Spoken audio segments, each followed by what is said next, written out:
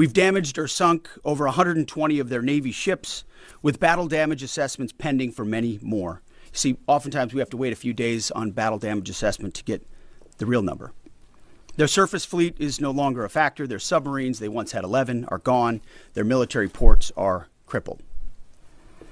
Iran has terrorized the United States and our interests for 47 years.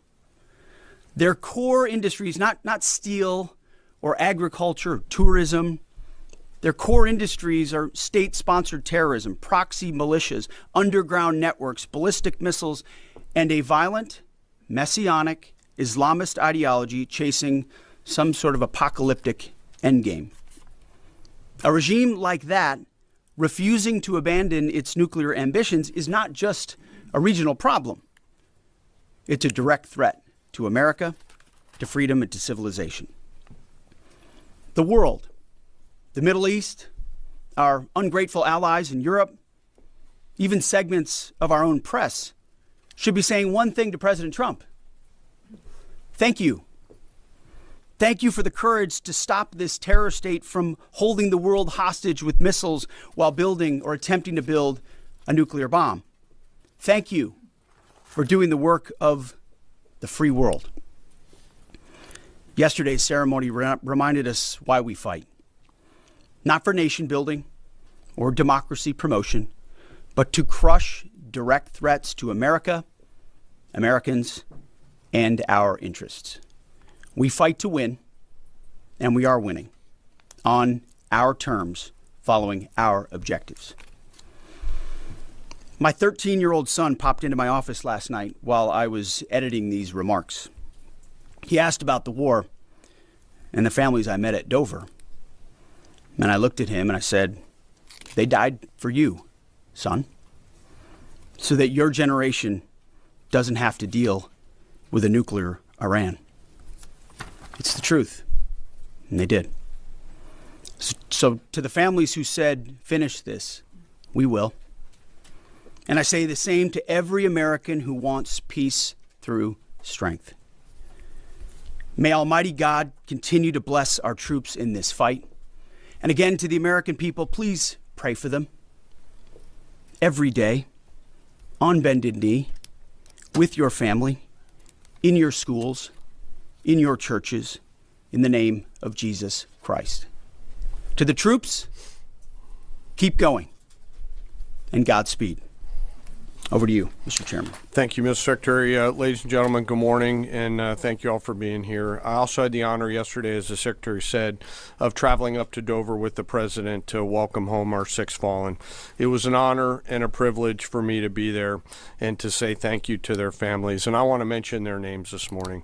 From the 6th Aerial Refueling Wing out of MacDill Air Force Base, Florida, but stationed as part of an active associate unit at Birmingham, Alabama, Major Alex Klenner, John Alex Klenner, Major Ariana Savino. She was posthumously promoted from captain to major, and Technical Sergeant Ashley Pruitt, the boom operator on that crew.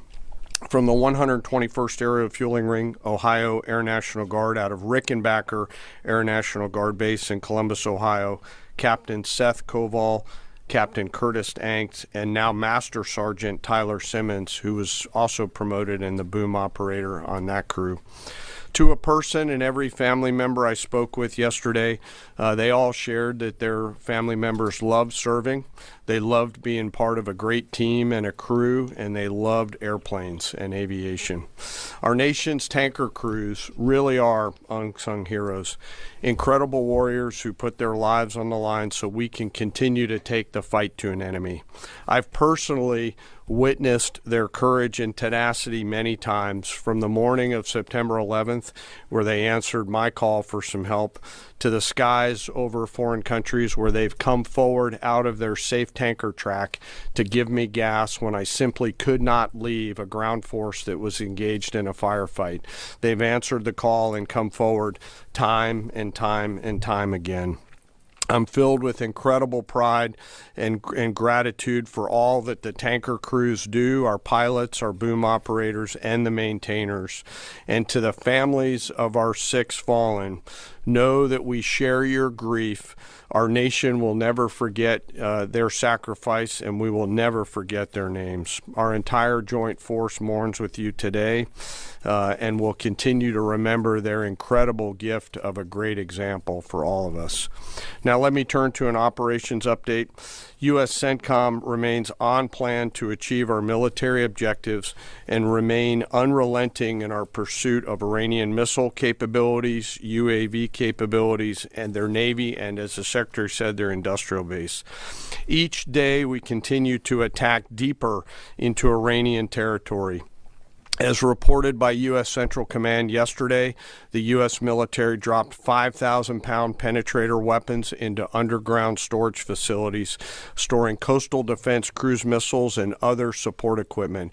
These weapons are bespokely designed to get through concrete and/or rocks and function after penetrating those barriers. We continue to hunt and kill mine storage facilities and naval ammunition depots. We continue to hunt and kill afloat assets, including more than 120 vessels and 44 mine layers, and the pressure will continue.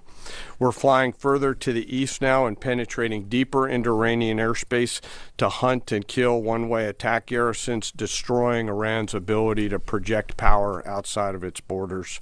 The A-10 Warthog is now in the fight across the southern flank and is hunting and killing fast attack watercraft in the Straits of Hormuz. In addition, AH-64 Apaches have joined the fight on the southern flank, and they continue to work on the southern side, and that includes some of our allies who are using Apaches to handle one-way attack drones. In Iraq, AH-64s have been striking against Iranian-aligned militia groups to make sure that we suppress any threat in Iraq against U.S. forces or U.S. interests. And we remain focused on pursuit of any platform that Iran could field to harm Americans or our partners. Last Friday, Admiral Cooper and the CENTCOM team conducted precision strikes against more than 90 targets on Karg Island, which included all of their military-only infrastructure, which included air defenses, naval base, mine storage, and deployment facilities. And as the Secretary mentioned, we continue to strike against Iran's defense industrial base and will continue to do so. Today, I want to continue my theme of talking about members of our incredible joint force. Today, I want to talk about some exceptional airmen who are engaged in the fight daily. United States Air Force, Air Force Reserve, and Air National Guard crews within our bomber force. The B-1s, B-2s, and B-52s, and the airmen on the ground who maintain and load these weapon systems. They are the backbone of America's long-range strike capability, and their contributions to Epic Fury have been decisive. Assigned to STRATCOM under Admiral Rich Carrell and supported by TRANSCOM, the tanker force that we've talked about, under the command of General Randall Reed, every mission is designed to achieve overwhelming outcomes on behalf of the United States and our allies. Last weekend, I had the chance to go out and see some of our deployed bomber forces, the B-1 and B-52 crews, and I had a chance to sit down with some young aviators and maintainers and ask them, how do you feel? Tell me about your typical day. And these are crews comprised of between 2 and 5 airmen, 2 on the B-2s, 5 on the B-52s, and 4 in the B-1s out there. Some of these Americans are in their early or mid-20s, and we give them the gift of this incredible responsibility, hundreds of thousands of pounds of aircraft, and they take off and go do our work as required. Their mission actually begins the day prior when they're given a target or a bunch of targets, and they begin to study those targets, look at what are the effects required, what are the weapons required to get there, how will we program these weapons, what is the weather, what is the tanker flow. It's an incredibly complex problem that we give each and every one of these crews, and they work it over the period of 24 hours prior, get some rest, and then step out the door to go fly. The last thing they do is they check all of their equipment, their oxygen mask, survival gear, load pistols, and get ready to go. They crank the jets about an hour prior to takeoff and then launch into the daylight, doing their pre-flight checks, and as the kids say, lock in and prepare to go to war, sometimes on a long and stressful journey.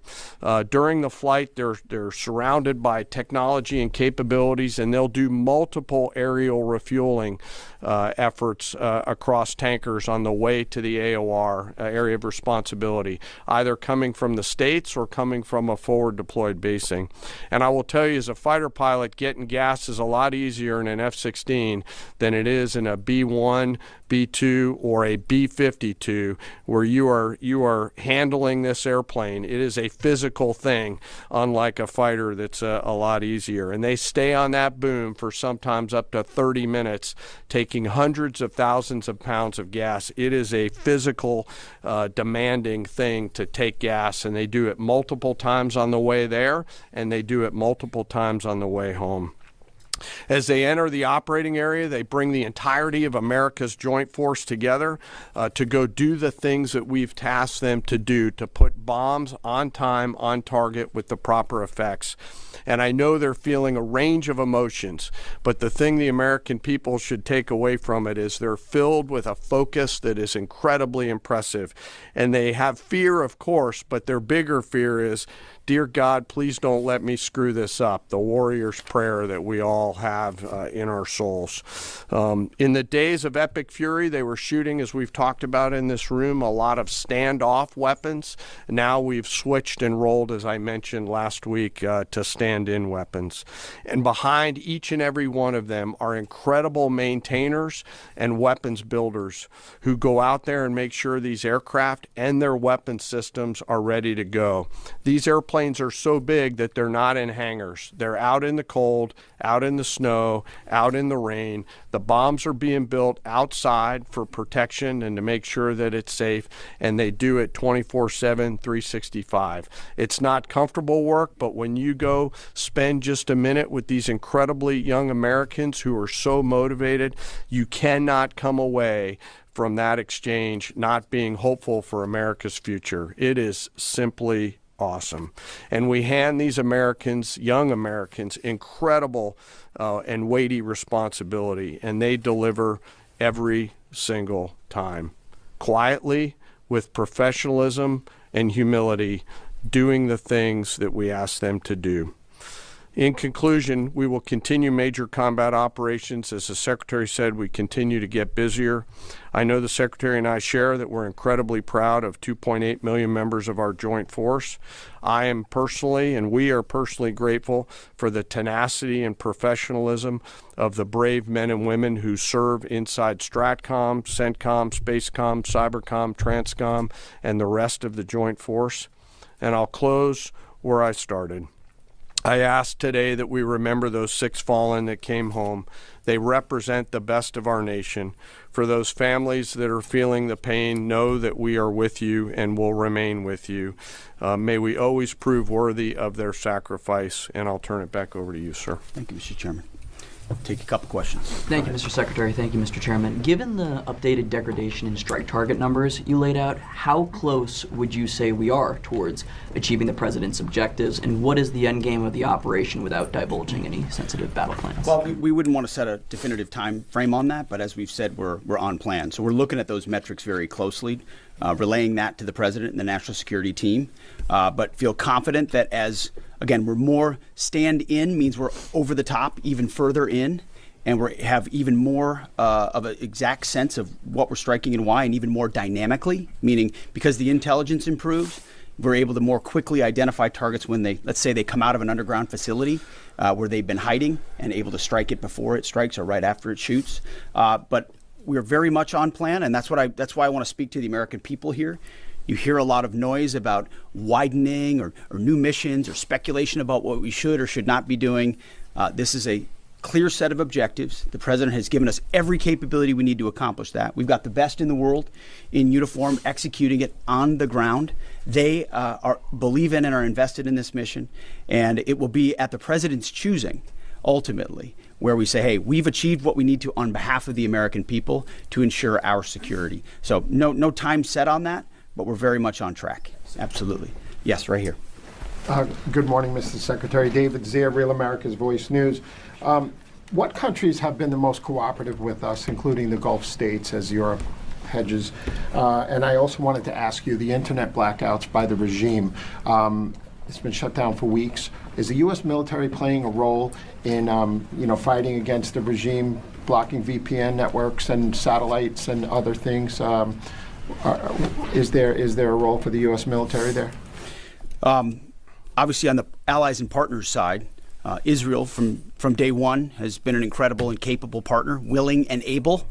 There's nothing like capabilities and partners that are able to use them.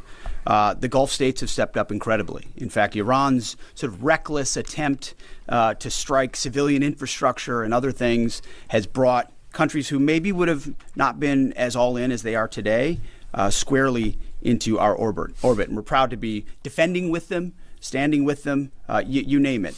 UAE, Qatar, Bahrain, Kuwait, Saudi Arabia, and others who have been right there. And we're grateful for that kind of support. As far as the internet, we're watching the regime try to tighten its grip as much as possible. And we're obviously taking countermeasures, many of which we can't talk about here, to ensure that messaging is delivered, not just to the Iranian people writ large, but to the right audiences, certain audiences that need to hear certain things about what their fate might look like or what their choices are.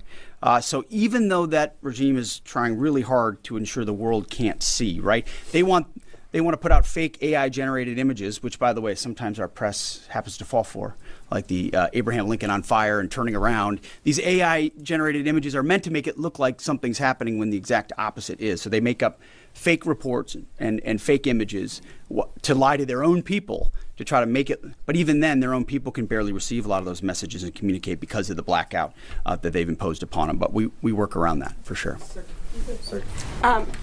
you, Mr. Secretary. General, overnight, Iran launched missiles across the Gulf. They managed to hit the Saudi oil refinery on the Red Sea.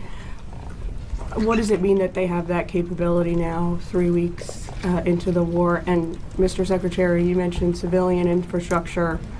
Iran seems to be treating U.S. diplomatic outposts, embassies, consulates like they are legitimate hard targets in the region now. What is the Pentagon doing to, I guess, secure those assets, stop those attacks? Absolutely. Thanks for the question on the missile strikes. You know, as we said and have always said clearly, they came into this fight with a lot of weapons. This is why we continue to be as aggressive and assertive as we can against their ballistic missile capability, both their medium-range ballistic missile capability and their short-range missile capability. So we are continuing to hunt and find them and kill them, and we will continue to do so. So they still retain some capability. And we have layered defenses throughout the region that will allow us to protect those. And we're working with our partners across the Gulf region to help them improve any defensive capabilities that they may need. To that point on capabilities, you know, Iran's an energy-rich country, could be, should be. Instead, like so many other places driven by a radical ideology, they've spent that money instead of investing in their people. And that's why you had millions of Iranians protesting. Because they felt like their quality of life didn't match what it could be or should be. And what was the Iranian state? There's a reason we call Iran the #1 state sponsor of terrorism, because they took the money they make and they invest it in tunnels, and they invested in missiles, and they invested in launchers and UAVs, and we are destroying and degrading that in historic proportions. But it doesn't mean they won't still have some and try to hold people at issue, which is why we're fighting every single day to continue to compel. And you mentioned embassies and consulates. Unlike previous administrations, we are doubling and tripling down on ensuring that our people, regardless of their Department of War, Department of State, whatever they do, are secure in those facilities. And the best defense is a good offense. And so we're not afraid to go after and kill anybody, and we have a lot of them attempting to target our diplomatic facilities. Iran, you know, we're not surprised that they would indiscriminately target, and we're still seeing that. But Jerry. As part of the justification for the war against Iran, the White House has laid out in fairly comprehensive fashion that the Iranian regime's 47 years of terrorism aimed at the U.S. including pointing to the IRGC's provision of weapons and EFPs to help kill Americans in Iraq. The Pentagon in 2019 assessed Iran was responsible for the deaths of at least 603 service members in Iraq, but there hasn't been a similar accounting, public accounting by Iran's role helping the Taliban in Afghanistan. And that also hasn't been part of the White House's public argument. I was wondering if you could speak to Iran's role in helping the Taliban during the war in Afghanistan. And Chairman, as you and the Secretary eloquently spoke about, 13 U.S. service members have been killed so far during Operation Epic Fury. I was wondering what lessons have been learned from those deaths, both from Iranian strikes, from an aircraft refueling accident. How are those lessons being applied to the current conflict, and how are those lessons going to be applied to a potential conflict in Indo-PACOM? Thank you. Well, thank you for the question. And it's true. In a town that can have a very short memory, President Trump does not. He remembers what this Iranian regime was founded on, what their declaration has been from the beginning: death to America, death to Israel. They've stated that. They've intended to, in every way, try to accomplish that, killing Americans in any theater they can, embassies for quite a long time. In Iraq, that was the deadliest weapon, was the EFP, the explosively formed penetrator. I was there when that tactic and technique started to emerge, and the realization was it wasn't just jihadis putting together 155 rounds daisy-chained. It was an entire state, a country with its apparatus able to mold steel in a way that was specifically designed to penetrate American armor and kill Americans. This was not, maybe we send them a couple of thoughts about how to build a bomb. This was Iran specifically passing technology and wherewithal and personnel into Iraq to kill Americans specifically. I know the number is said to be 600. A lot of us think it's higher than that, given the amount of capability they brought in. So they have been at war with us, whether we acknowledge it or not, for 47 years. The same goes in Afghanistan. Name the Islamist enemy, whether they are Sunni or Shia, because this is a Shia regime, Sunni or Shia, and Iran's been willing to harbor them as long as that group is willing to try to kill Americans. So the enemy of their enemy has been their friend as well in the Islamist world. So Iran, whether it's Iraq, whether it's Afghanistan, whether it's around the world, has been targeting Americans. And what they wanted in this context, and what President Trump would not tolerate, is a regime of that nature being closer and closer to nuclear capabilities, a capability they would have said they would want to use, and we ought to believe what our enemies say they would do if they got the most dangerous weapon in the world. So it's been across every theater that Iran's been a threat to America, and sometimes we have to remind folks of that, but thank goodness we have a commander-in-chief